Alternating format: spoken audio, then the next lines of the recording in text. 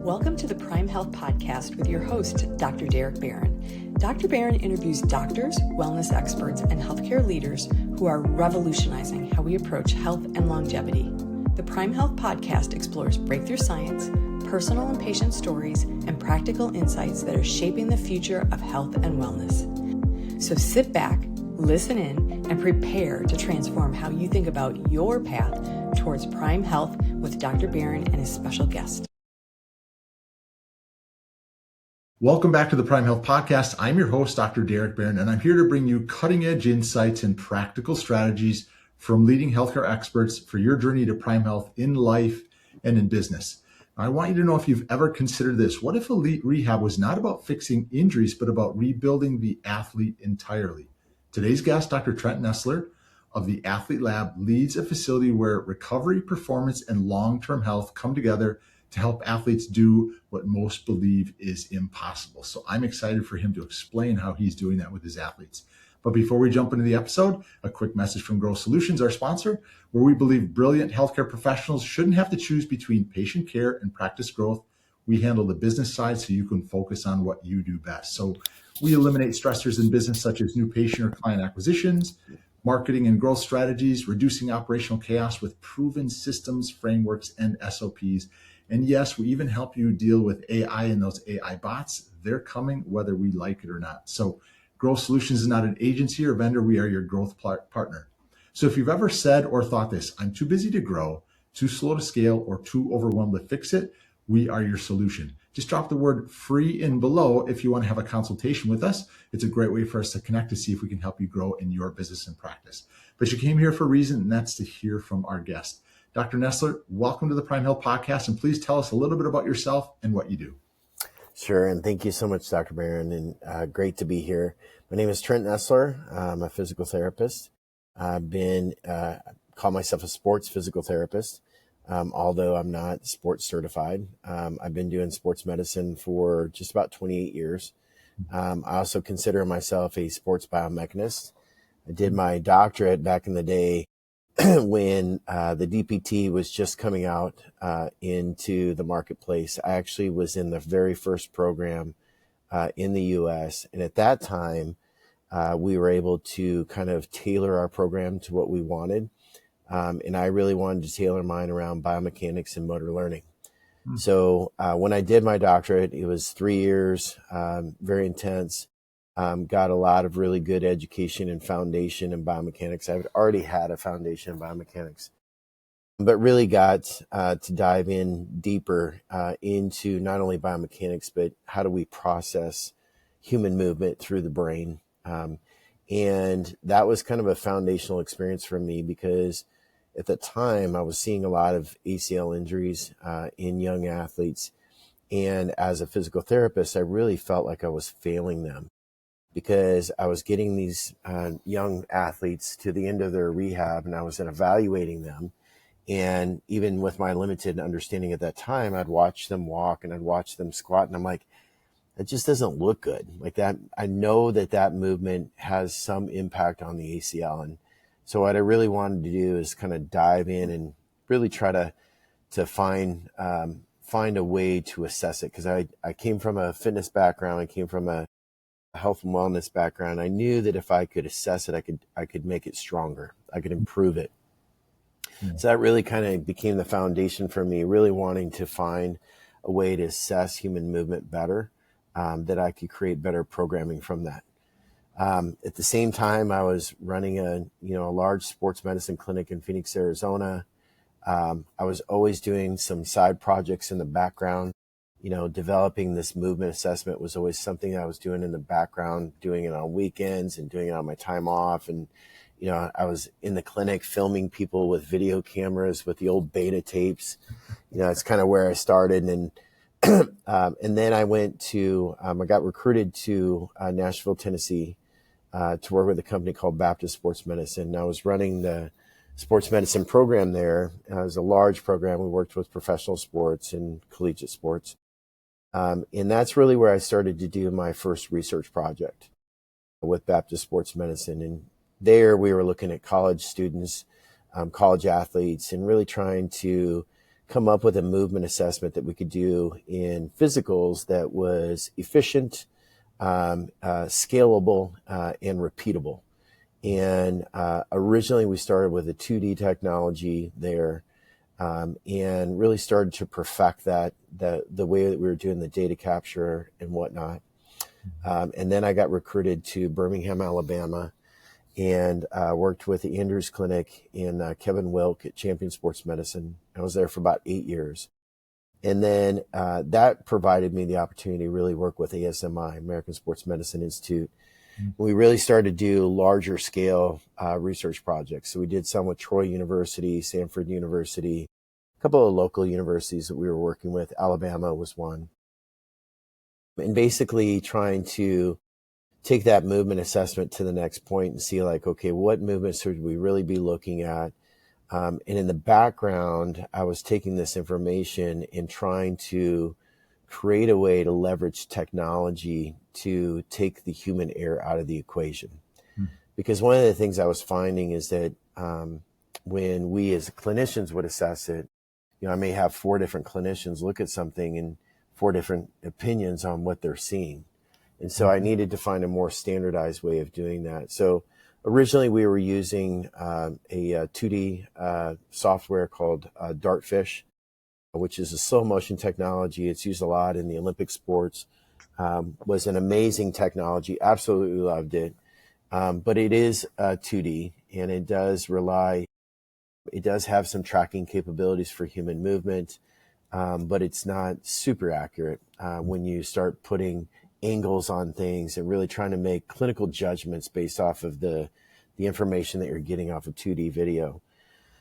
So again, in the background, as I'm doing all this stuff at work and seeing this in the research, I started to do this project with Microsoft. And this was at the time that the Kinect, the newest version of the Kinect, was being released. And a group that I was with, we got one of the Microsoft releases what's called an SDA or SDK kit, a software development kit for any of their new products. And they only open that up for a very limited number of people, about 100 people nationwide, to start programming with this technology. And I don't even remember how we got in it considered, but they really liked our project and wanted us to try to program the Kinect to do basically what I was doing with my eyeballs. And so we spent about 3 years on that, to do that. And the whole time I'm still doing my daytime job. So we did that for about 3 years. And unfortunately, after about $1.5 million into the project, we found that the Kinect still had about a 25% error rate. And, as good as that is for a programmer, as we know as clinicians, it wasn't good enough for me. And so, there were a lot of flaws with it, unfortunately. So what we ended up doing is scrapping the project and starting over at square one. And at that time, there was a new technology that was coming out in the U.S. There's an Australian-based company. It was actually developed by a physiotherapist who went on to get a PhD in computer engineering and developed this wearable sensor for capturing human movement. The company's name is DorsaV, and the PT's name is Andrew. And Andrew and I got connected to Andrew through actually just reaching out to their website. And he and I had a conversation. I shared with him what I was trying to accomplish. And I always tell people I can sell ice to an Eskimo. And talked him into what I was trying to accomplish. And I'll never forget, I was teaching a course in Colorado, and he'd flown in from Melbourne, Australia to Colorado, sat down with me for a 4-hour meeting over dinner, and we wrote on a napkin basically what we were going to do. In 2015, we started on that. 2017, we actually released the first commercial version of it. And as of today, we're now on our second version of it. It is called the V-Move Plus AMI, Athletic Movement Index. And as of today, we have data on 490,000 athletes across 5 different countries. It is the world's largest movement database. And we just concluded our first very large study with over 3,500 athletes, international, with Tim Hewitt. In the ACL world, he is the most published researcher in the ACL world. And he's been using our system as well as our other sites to capture data on ACL injured and non-injured athletes, and just finding some amazing results with it. Based off of just the preliminary data and off the stats, we have 87 of the metrics that we measure had a p-value of 0.001 to ACL risk. And ironically, a lot of the movement patterns that we historically thought were the primary predictive movements for ACL risk, we're finding that, there's other ones that are actually more predictive. But again, for those in the audience that deal a lot with ACLs, this is nothing new. We know about the importance of full kinetic chain. We know about the importance of stability of dynamic valgus, but we also know about the importance of the pelvis and the role of the pelvis and how the pelvis impacts your center of mass and where your center of mass is at landing and how that loads the lower kinetic chain. It's just, to me, it's just been fascinating. And I'm just realizing you asked me to introduce myself and I'm just going off. So that's a long-winded introduction. I'm a PT. No, that's passion. We'll get into some of this because of how you and I have kind of connected as well. But I'm gonna almost jump back a little bit here, Sure. And ask you, what was there an impotence? Was there a moment in your life that said, I want to go into physical therapy? Yeah, I share this story on my why, and there's two things. There's the incident that created the desire in me to be a PT. And then there's also the person who motivates me to get more out of life. And that person is one and the same. This all started on December 26, 1979. We were on a family vacation in a foreign country, a third world country. My dad, my brother, and I were out body surfing in the ocean. And we were body surfing these waves in. My brother and I get up to the beach, didn't see my dad, look out in the ocean, and my dad's laying face down in the ocean. So my brother and I swam out there. Again, keeping in mind, I'm 10 years old at this time. We turn my dad over and find out that he had broken his neck. So we drag my dad up to the beach, and he's completely paralyzed at that point. We put him on a surfboard. Fortunately, there were some other people there. They duct taped him to that surfboard and drove him in a station wagon to the nearest hospital that was dirt floors and very archaic third world country. Fast forward in that story, because back in those days, spinal cord injuries didn't live very long. Yeah. And he had a C5-6 burst fracture in a foreign country. We were able to get him stabilized. He was flown to the U.S., stabilized. And during the year or so of rehab, I got to really see the impact that the physical therapist had, not only on my dad, but really kind of on my family as a whole, teaching us strategies to help my dad, transfer to the commode and how to transfer my dad to his chair and to really, quite honestly, help my dad's quality of life. And I kind of knew deep down inside I was always an empathetic person. That's really what I want to do as a PT. And I say that same person motivated me because when I got out of PT school, I was seeing my dad do certain things that he shouldn't be able to do. And I started working with my dad right out of PT school. We worked with him for about 18 months. And he put him on a diet, put him on an exercise program. And over about 18-week period of time, we got him up and walking again with lobster and crutches. This is after 25 years being in a wheelchair. So he was walking with lobster and crutches. And what I should say is that my father and my mom were teenage parents. My dad started a construction company in 1978, moved our family across the country to start a construction company. 1979, he broke his neck. After recovering from his injury between 1979 and me coming out of PT school in 98, he had built his construction company into one of the largest in Phoenix, Arizona. So I get my dad up and walking again. He's enjoying this newfound freedom. And my dad, being my dad, he's very type A, built his dream car, which is a 32 Highboy with 1,200 horsepower. Needless to say, he was involved in a car wreck at 90 miles an hour and thrown from the car and suffered a C1, C2 spinal cord injury. So this is his second spinal cord injury in his lifetime. And despite that, he's still kicking. He recovered, not fully. He's complete quad now.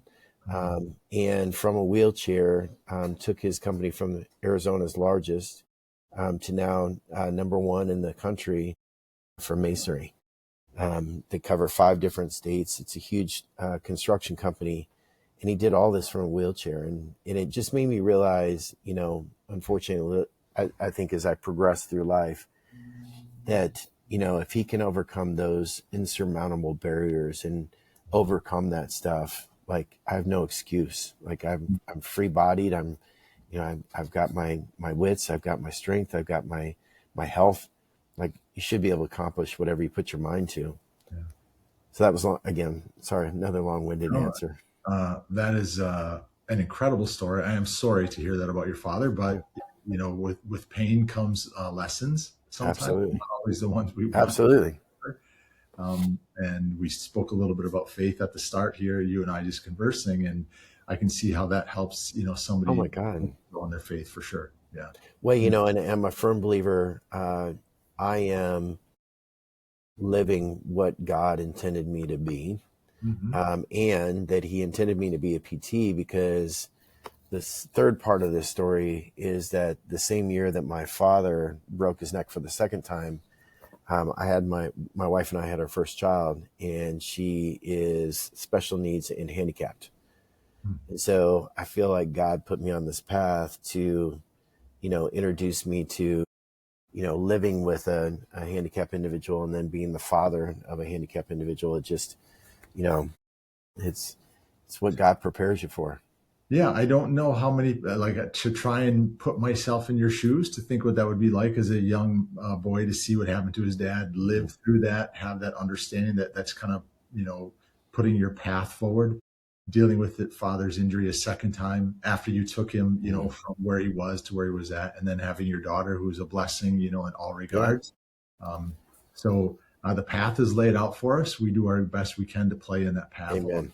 Yeah. So good for you, and true inspiration on both sides of the family, for sure. Well, thank you. Yeah, absolutely. So what made you truly want to be more ACL knee / than shoulder? Like what was, it's a funny question, because when I first started practice, I was actually in Phoenix, Arizona, and the group that I was with, we were a part of the Major League Baseball in Phoenix, Arizona. So my first really 2 or 3 years was dealing primarily with pitchers and catchers. Wow. So I was doing a ton of shoulder stuff. Mm-hmm. And I loved shoulders. Still love treating shoulders. I treat a lot of shoulders. I treat a lot of mixed martial arts, so I get a lot of shoulder injuries. Still love treating shoulders. Still love diagnosing and really look into the complexity of the shoulder. But what happened is, over a 2-week period of time, I had a large clinic. We had, I think, 13 therapists at that time. It was about 11,000 square feet. It was a very large facility. Mm-hmm. And with that, we were seeing, each therapist has their own volume, so we were seeing, anywhere from 50 to 100 new patients a week. So that being said, we were also getting known as kind of the ACL place in town. This is in Phoenix, Arizona. And in a 2-week period of time, I had 22 new ACL reconstructions. And as I was rehabbing all of these individuals, I just kept seeing similar movement patterns that I knew intuitively was not good for their ACL. Mm-hmm. And what was happening is I was failing as a therapist in treating it. So I felt like I needed a better way to assess it, because if I can assess it better, that's truly what's going to make me be able to treat it better. So, just looking at, what joints are actually moving, and then, reverse engineering, okay, or based on origin insertion, based on open kinetic chain versus closed kinetic chain function, like what is the driver, or what should be preventing that particular movement, and then reverse that to develop exercise programming. So that's really, I mean, I say that I follow God's calling all the time. I firmly believe that God put me on earth to try to do something different. And with the AMI, I feel like the AMI is a part of that, because with the AMI, as much resistance as I got from my own profession, as much resistance as I got from others, biomechanists, I've had biomechanists tear me up and down. I've had people confront me at conferences. But as much as all of that has played, we have touched 490,000 athletes, individuals across 5 countries. And as it sits today, so we get 4,700 data points for every assessment. So just do the 4,700 times 490,000. That's how many data points we have related to human movement. And my goal was to profoundly impact ACL injuries. And that's part of what my mission is here today at the Athlete Lab. Is what I'm doing now is I'm taking that data and trying to create better and better strategies to truly change the way humans move. Because I know that if I can make you move better, more efficiently, your force attenuation is going to be better, which means you're going to reduce injury risk. And your force production is going to be better, which means you're going to perform better. So it's a win-win, in my opinion. So, it came truly out of a desire to do something different, and not just with the patients that are walking in my door, but to have it on a large scale. And I will tell you, with the EMI, if I've got 10 years left of practice, probably 10 years left of practice, I'd say.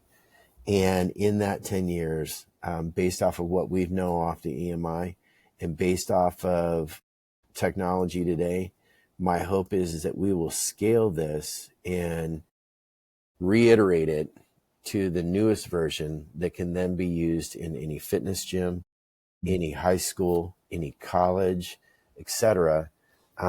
Because of what we've been able to do with it in the first responder space, and what we're starting to do with it in the military space. We've got huge scalability for all of that. Yeah.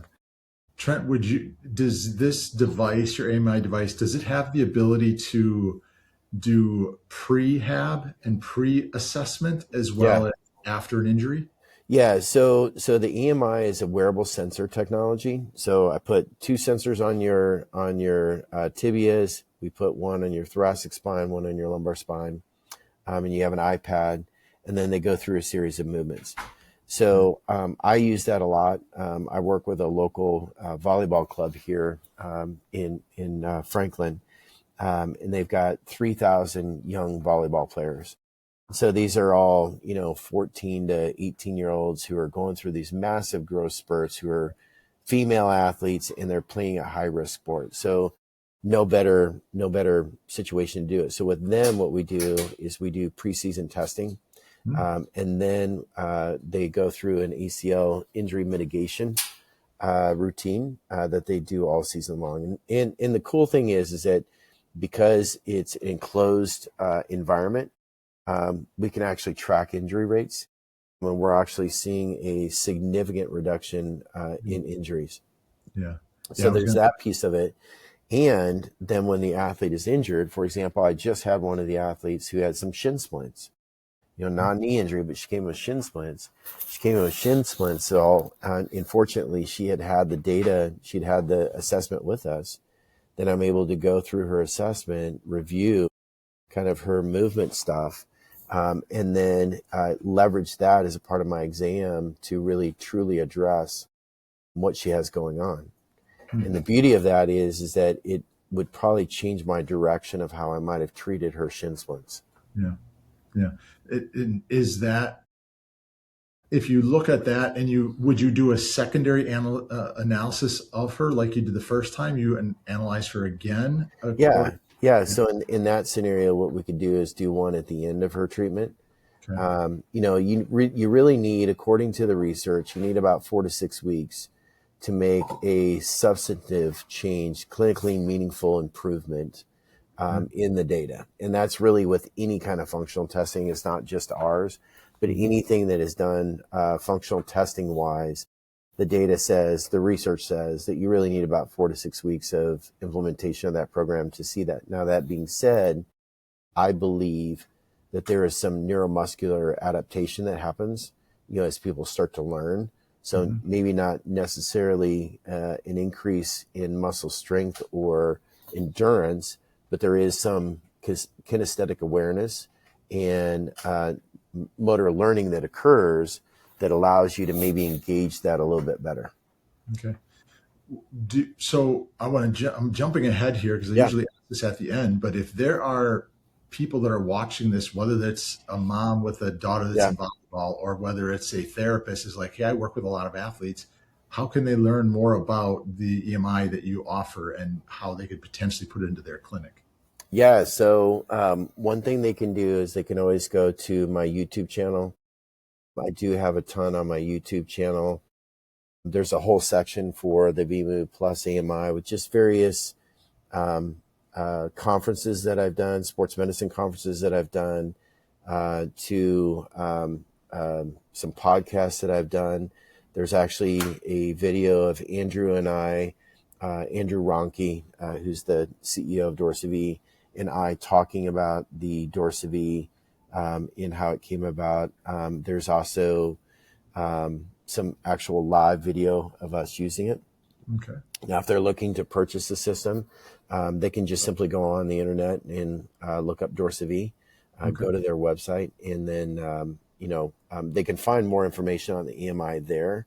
But some of the best information is really on my YouTube because I tend to talk a little bit more about what data is captured, like how do we use that data.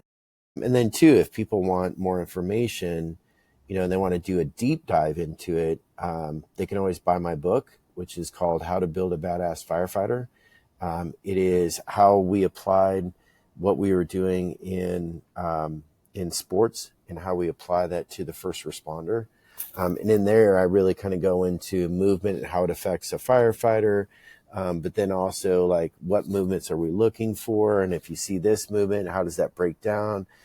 Based on origin assertion, what muscles are activated there and what ones are supposed to prevent it. And then another chapter goes into corrective exercise programming, some methodologies around that about fatigue state training, neurocognitive training, that kind of stuff, blood flow restriction training. And then the last piece, the last chapter in there basically just teaches clinics how to use that as a marketing tool. And how to leverage that for development of their business, and becoming a movement-based approach to business. And then finally, I do have an ACL course that I do on ACL rehab and injury mitigation, and I call it a movement-based approach. And just some of the things that I've learned from the data, some of the things I've learned from just treating a lot, and how to overcome a lot of the common problems that we have with ACL rehab, specifically as it relates to quad recruitment. Okay. Yeah. Well, you had said that you are changing the way kind of first responders do this, and then you're getting it in other places. So your testing is not just in the clinic with athletes; it's testing across different variations of professions. Yeah. So we, knock on wood, we have an RFP out there for the U.S. military. And if we are awarded this RFP, that would be a significant step forward in what we do, not only for the U.S. military. We did a demonstration. I've done some work with Special Forces. We did a demonstration for Special Forces, did a demonstration at DevCom headquarters. And I think what it would do for the U.S. military would be significant just from an injury mitigation perspective to help mitigate a lot of the musculoskeletal injuries that we see. But at the same time, what it would do is accelerate us forward in our development, because what we were doing, police officers and firefighters, is we do their assessment, and then we had hooked it up through third-party vendors, where my assessment would push data to an app that would auto-assign an exercise program based off of their individual data. And then that same app, they would track their sleep cycles, they would track their nutrition, they would track their workouts, and then they could also use the app to have a virtual visit with us to go through whether they're having problems with an exercise or they're having pain or whatever. And then as they progress through their exercise program, the app would auto kind of correct them and move them up to the next phase. So if we step forward with the military, we will have that all succinct together as one platform to really, to the point where you could walk into a gym, have this assessment done, and it spits out your exercise program, and then you're good to go. Yeah. I wish I had that when I was younger. Right? It sounds like an amazing program. Right? Yeah. Well, the funny part is that that's always been the vision at the back of my head, but unfortunately the technology just has not been there yet. And now we're at a point where, even with AI, because we've tried to move it to AI driven to get away from the sensors, but the AI is just not there yet. Okay. That said, we have so much data now that I think we could fill the gaps with AI. That day is coming for sure. If it's not real close, it is coming. So I know with you dealing with a lot of athletes in the practice, there's the big push right now that people are hearing on, peptides and biostacking. What is it that you do uniquely in practice to help with that? Yeah, so as a PT, I've always been very big on nutrition. I've always known that, if you're dehydrated, that your muscle recovery is not going to be the same, because just understanding biochemistry and how the body heals and understanding how all of those chemical reactions take place. I've always felt like there's a huge component for, hydration and nutrition. So I do a lot with nutrition. I also, so one of the main populations I deal with are mixed martial arts and Brazilian Jiu-Jitsu. Consumes about 85% of my business. And there's a reason for that, but it consumes about 85% of my business. And when I started treating these folks, I opened my practice about 2 years ago. When I started treating these folks 2 years ago, I was very quickly introduced to peptides. It was very common in the fight industry. It was very large. So I started looking into the research on it and what peptides do. And I think there's a lot of misconceptions around peptides. Peptides, in my opinion, are just a form of nutrition. They're short chain amino acids. The only difference is that you take it by injection, because if you take it by pill, it's broken down and denatured in the gut because it's an amino acid.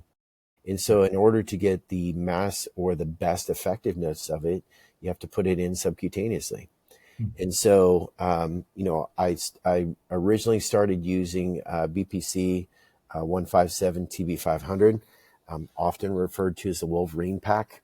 But I use it a lot with my athletes, and I started to feel more comfortable about it.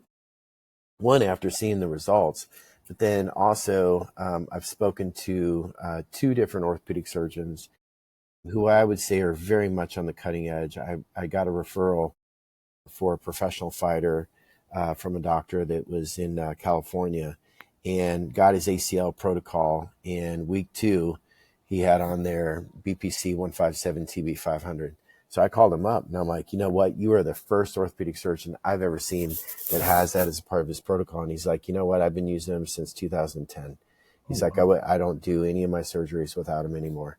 He's like, the outcomes are just so much better, so much faster. And that's honestly, that's one of the things that I see here is, when you look at your BPC 157, that's helping to accelerate the soft tissue healing. The TB500 is naturally causing your body to release more growth hormone. So, wow, growth hormone, and it's helping the soft tissue heal better. Wow, what would happen if I combined that with BFR? Because BFR, one of the main things about BFR, what most people don't understand about blood flow restriction training is the substantial increase in growth hormone in IGF-1. It's one of the reasons that current studies that are looking at bony plugs with early implementation of BFR are starting to see that those bony plugs are healing faster because you're flooding the body with so much growth hormone and IGF-1. So I'm like, wow, what if I add that with peptides? That's amazing. But what if I took that, the two of those, and added red light therapy? Like red light therapy. So what red light therapy does is it stimulates the cell, stimulates the mitochondria to turn over protein synthesis at a faster pace. So if I'm turning over protein synthesis at a faster pace inside the cell, it means the cells are regenerating faster. So I create this chemical environment, and I accelerate cellular recovery. Those two things together, to me, makes a lot of sense. Yeah. Well, holy cow, what if I add in some protein? Because now I know that, your protein synthesis, you need to have sufficient amount of protein in order for all these processes to take place. So for me, I minored in biochemistry. And one of the things that I always remember back from biochemistry was rate limiting step. What I want to do, so if you have chemical A and chemical B and they go to chemical C, the concentration of A and B is the rate limiting step. So if A only has 50% of it there, A is the rate limiting step. So how do I minimize the rate limiting step in the healing process? Well, I add these other things into the equation, like my growth hormone, my IGF-1, like my peptides, like my nutrition, like my hydration, my red light therapy, and things like that. So what I always tell people is that we know these things individually work. So we've seen the research that this works, that this works, that this works. So what I'm trying to do is I'm trying to take these things together and do what I call biostacking, stacking them on top of each other. Okay. And what I see, and again, you're not going to see the research on this because anything that is innovative, this is what I try to tell my students, anything that's innovative, you're not going to see the research on it combined. You will see the research on them individually, but you will not see that on them combined. And what I will tell you is that when you combine this stuff together, the benefit is exponentially greater than doing them in singularity. Okay. So compounding, just compounding the work on it. Yeah. Yeah. Okay. Well, that's incredible, what you're sharing. And I'm sure that your athletes there are blessed that they have that opportunity to be around a clinician that knows what they're doing. So I'd love let me give you an example of what that looks like.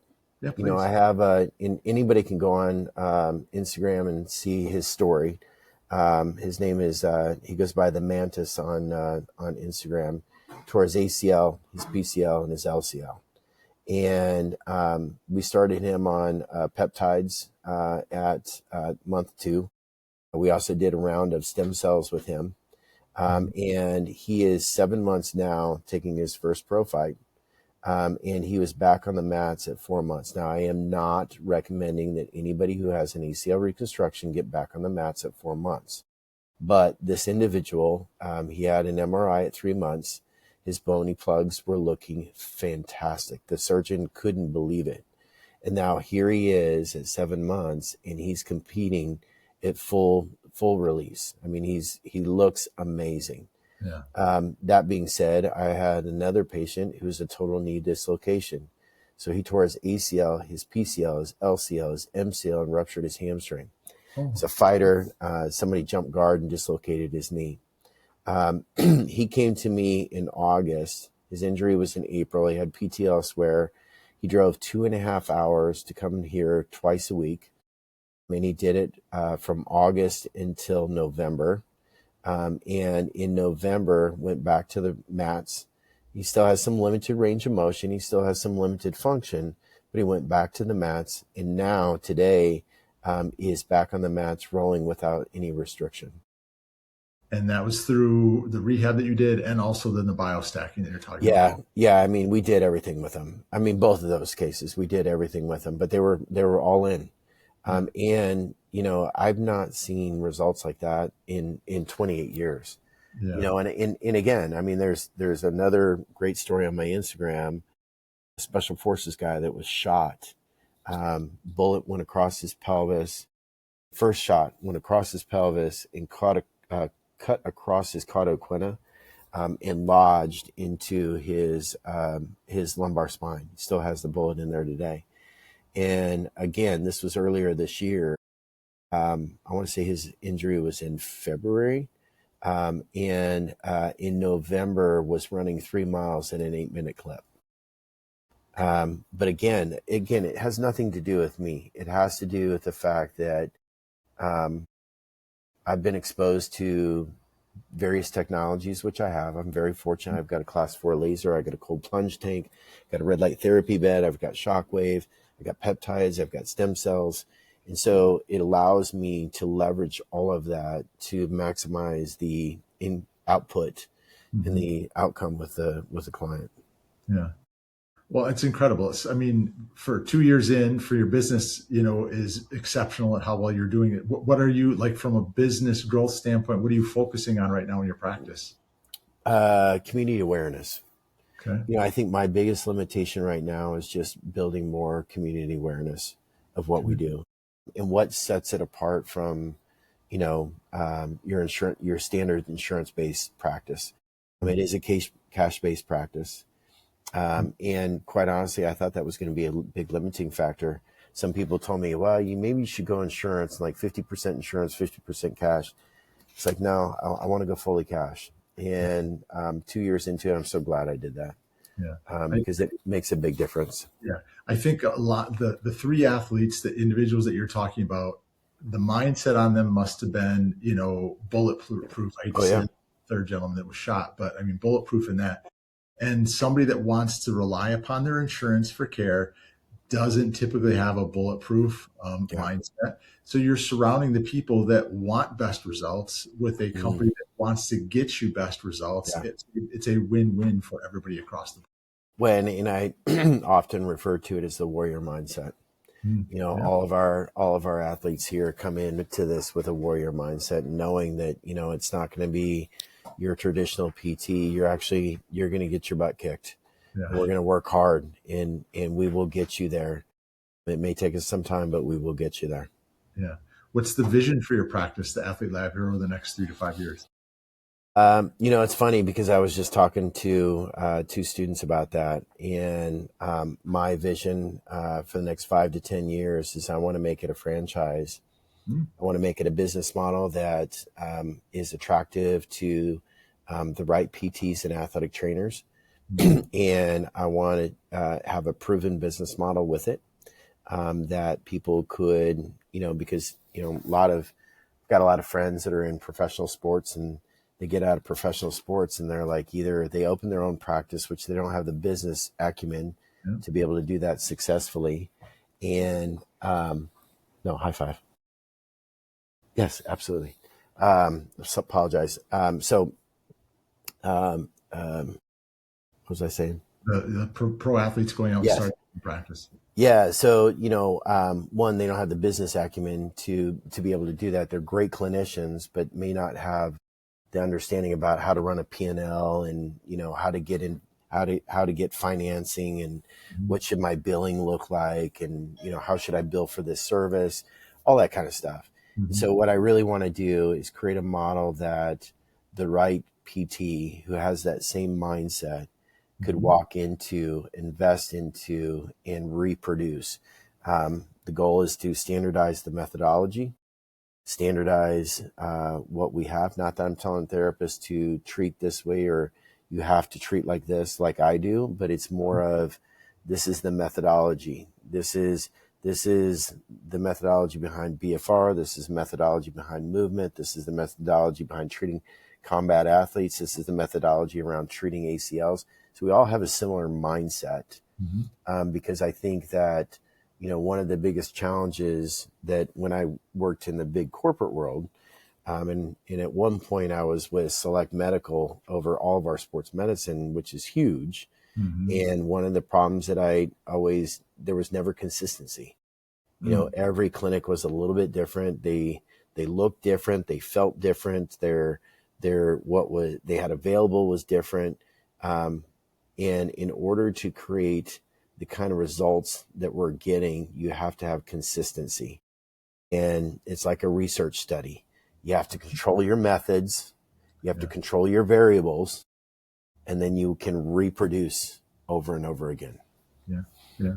I would think that if somebody comes in and, follows you in what they're doing and shadows you in your work, or even does, internships in your practice, they can see that, hey, I want something like this. Yeah. Absolutely. Absolutely. Yeah. So as we kind of wrap up here, Dr. Nessler, I appreciate your time. Just a few questions here. If somebody's interested, I know you kind of shared a little bit about, but specifically the Athlete Lab or you, how would you like someone to get a hold of you? Yeah, you can always reach out to me on Instagram. I am very responsive on Instagram. You can also, reach out to me on LinkedIn. I am very responsive on LinkedIn. And then you can always email me. You can email at Dr. Trent at theathletelab.org. Or they can go to my website. I've also got my YouTube channel, obviously my Instagram, etc. Yeah, I'll make sure I share all of those in there for sure. Absolutely, Doc. So last question I have for you is, you're on the Prime Health podcast. What would your definition of Prime Health be? That's a great question. Because, here I am, so I'm 57. I've worked out for over 47 years, and I trained jiu-jitsu. I've been training for about 14 years, black belt in jiu-jitsu. And I've always felt like I was pretty healthy. And what I found was that there are certain aspects that I still ignored, like most of us, like stress, like sleep. Probably not gotten enough sleep in my life. And to me, Prime Health is a healthy lifestyle that has longevity, because so many athletes look at the short term and, lifting heavier weights, lifting heavy weights, believe it or not. And I used to say, oh, you can't lift like that because that's you. I will be lifting like that when I'm your age. Yeah. And I come to find out, maybe not. That, you know what, there is each phase of your lifespan, that Prime Health thing changes. As you mature through that cycle, you will have to make adjustments, and that's where I see most athletes really have a hard time. Is that the 50-year-old athlete still wants to do what they did in their 30s, and you can't do that. You have to it doesn't mean that you can't do that. It just means that you have to make some form of a modification to allow you to still accomplish that. So Prime Health to me is something that is ever changing throughout the life cycle, and it is adjusting to provide you optimal health at that phase of your life cycle. Yeah. I love that. It's our life is like a book. Each chapter is a session in our life, and we would love chapter 1 to act like chapter 10, and still be able to do the physical things. And, you get young kids who are like, I think I'm stronger than you. And you say, well, there's a little bit of man strength associated with that, so it's very unique. It's a great perspective. I appreciate you sharing that with us, Dr. Absolutely. I really want to thank you very much for being a great guest on our podcast, and for being open and sharing about your personal story of your father and your daughter and the inspirations behind what you do. And I can only imagine, again, for me personally, we've had conversations about you looking at my son and helping him with his ACL injury, which I wish he was at the Athlete Lab to start with, but that's, life hands us those situations. So thank you for sharing that. For people that have listened to this podcast, you have to know there's something that you got out of this, more than just one thing. But for that one patient or clinician or somebody that could benefit from what Dr. Nessler and the Athlete Lab does, please do share this. Share it to as many as possible, but share it to that one person that there's a benefit they're going to get to them that's going to make their life healthier and better over a longer period of time. Selfishly, I always do ask that you share and subscribe to the podcast. We love more people to hear and learn about it. But until next time, remember that we are all on a journey together towards true wellness. Now, whether you're taking charge of your own health or guiding others in theirs, every step forward matters. I always do say, please stay committed to your Prime Health journey. And again, Dr. Nessler, thank you very much for being a guest on the Prime Health Podcast. Thank you very much for having me.